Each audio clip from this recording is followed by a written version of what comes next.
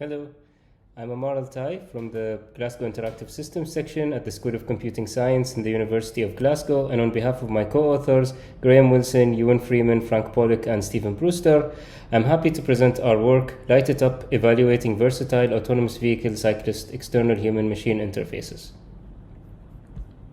Cyclists are vulnerable road users. They don't have the protective layer of a car around them. However, they must still share the road with motorized vehicles and encounter them across many different traffic scenarios, such as a controlled intersection, or even more dynamic scenarios, such as lane merging, for example.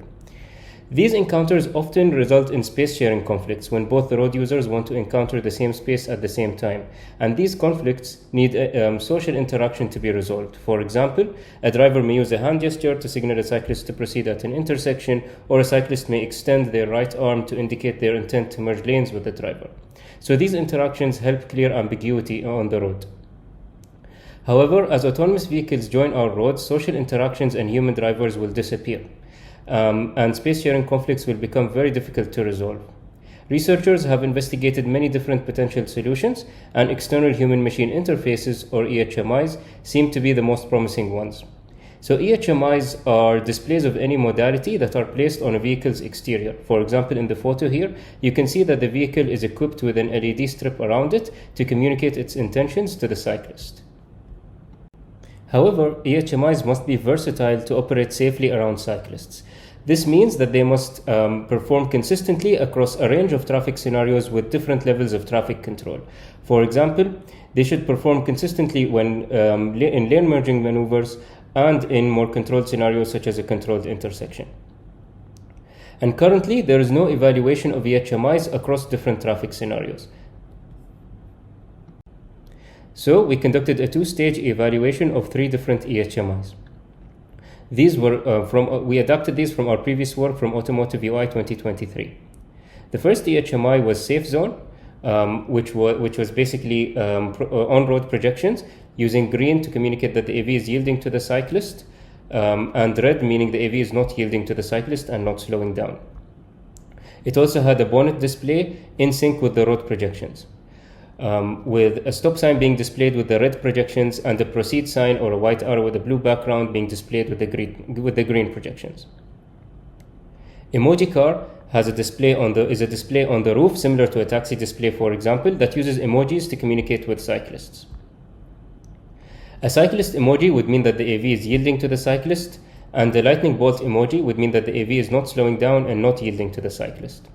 In addition, the display also has a cyan light bar at the top to communicate that the AV is in autonomous mode with all sensors functioning correctly. It also uses a blinking arrow in sync with directional indicators, such that, for example, if the AV is indicating that it will turn right, then a blinking arrow pointing to the right would be displayed on emoji car. Finally, lightering is cyan lights or a cyan light bar around the AV that uses animation to communicate to cyclists. It is certainly the most complex. It communicates awareness explicitly, such that when a cyclist comes closer to the car, then the lights would turn navy blue, and the navy blue lights would grow wider as the cyclist moves closer. It also uses directional animations to communicate intent. So the cyan lights would stroke apart when the AV is not yielding, and stroke toward each other when the AV is yielding to the cyclist. It also echoes directional indicators, so the lights on the relevant side would blink in amber in sync with the directional indicator. Our evaluation was in 2 stages. The first was in virtual reality, and the second was in the real world. In the second, we evaluated a second iteration of the eHMIs based on feedback from the first stage. Cyclists interacted with AVs equipped with the eHMIs across 5 different traffic scenarios. These were a controlled intersection, a roundabout, an uncontrolled intersection, a bottleneck, which is when the cyclist and the vehicle are moving toward each other in a narrow lane, and lane merging. In both stages, we measured the acceptability, usability, and versatility of the eHMIs through questionnaires or cycling behavior, in which we measured eye tracking, speed, and shoulder checking. This was important as it allows us to gain first-hand interaction feedback, and our results could result in safer and more pleasant future cycling. In the first stage of our evaluation, cyclists used our virtual reality cycling simulator to cycle on a stationary bike while wearing a VR headset. They encountered the AVs with the different eHMI designs, in addition to a baseline no eHMI. They went through 4 trials.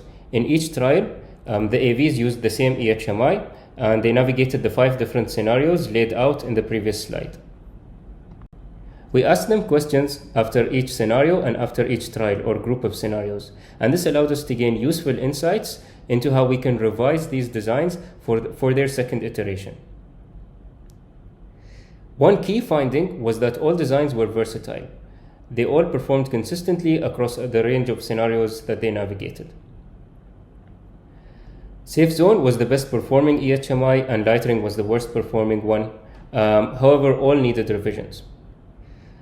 Some useful things about Safe Zone was that the road projections covered a large surface, and this allowed the projections to be easily viewable through quick glances from anywhere around the vehicle.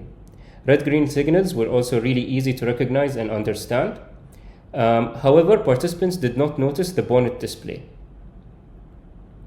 For emoji car, the emojis were a bit too detailed, so they needed increased attention to recognize and differentiate. The cyan light bar on the roof was mistaken for AV intent, as participants did not understand that it meant that the AV was in autonomous mode or that the sensors were functioning correctly. And finally, the arrows synchronized with the directional indicators did not work. Participants found them ambiguous and confusing. For light ring, directional animation was difficult to differentiate. Lights echoing directional indicators caused information overload, and the overall signals were ambiguous and difficult to learn.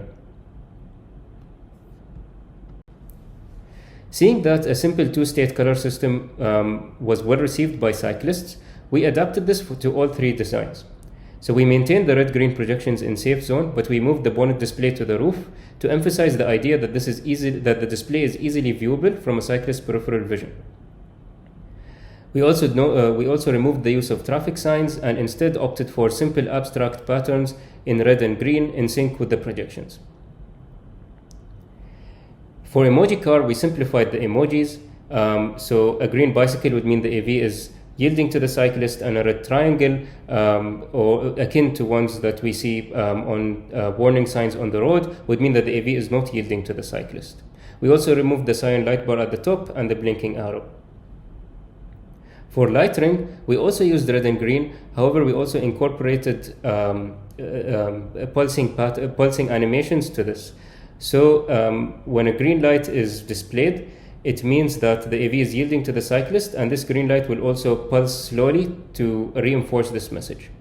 However, a rapidly flashing red light would mean that the AV is not yielding to the cyclist.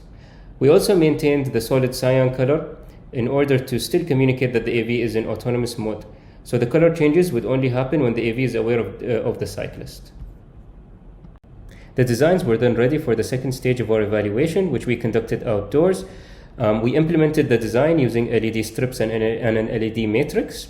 We used a Wizard of Oz approach or a ghost driver approach, in which a human driver was hidden in a car seat costume and the participants were told that the car is autonomous. The eHMIs were controlled remotely by an experimenter. We formed the scenarios using traffic cones, and cyclists had to navigate around the traffic cones across the different traffic scenarios. The procedure was the same as the stage 1 of our investigation, in which we asked cyclists questions after each scenario and after each group of scenarios or after each trial, in which AVs used a single eHMI in addition to a no eHMI baseline. We also measured eye tracking, speed, and shoulder checking. All designs remained versatile. So all of the revised designs still performed consistently across a range of scenarios. However, this time, Lightning was the best performing one. All the eHMIs performed significantly better than the no eHMI condition, and this really solidifies the idea that eHMIs could be really important to future traffic. Red-green signals were still very well received by cyclists. They were easily recognizable and distinguishable messages. Participants preferred eHMIs covering large surfaces. So for example, they preferred lightering over emoji car because emoji car was just on the roof, whereas lightering is easily viewable from anywhere around the vehicle through quick glances. We also found that speed-based pulsing animations worked as they were reinforcing messages about AV intent rather than being the primary source of information. Overall, we contribute 2 empirical evaluations, one in VR and one with an actual vehicle, of 2 iterations of novel AV cyclist eHMIs, along with insights into the features, for example, animations, color, or placements that enhance AV cyclist eHMI effectiveness. And finally, we also contribute novel design guidelines for versatile AV cyclist eHMIs, and you can refer to the paper for these guidelines. Some overall takeaways were that eHMIs are key interaction facilitators, so the interaction experience was significantly better when there was an eHMI present compared to no eHMI. Versatile eHMIs can use the same signals between traffic scenarios. This is really important because it means that cyclists don't need to learn specific signals for individual traffic scenarios, but rather can learn simple signals and use them across their journeys. Color changes were also key to message distinguishability.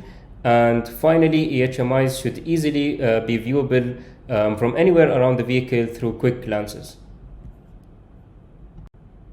Thank you very much. Please feel free to reach out if you have any questions or if you would like to further discuss the paper.